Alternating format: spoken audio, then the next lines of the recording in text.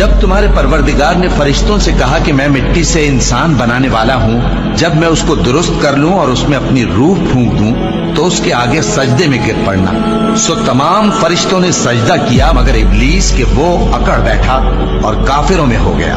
اللہ نے فرمایا کہ اے ابلیس، جس شخص کو میں نے اپنے ہاتھوں سے بنایا اس کے آگے سجدہ کرنے سے تجھے کس چیز نے منع کیا؟ کیا تو غرور میں آ گیا یا اونچے درجے والوں میں تھا؟ بولا کہ میں اس سے بہتر ہوں کہ تو نے مجھ کو آگ سے پیدا کیا اور اسے مٹی سے بنایا۔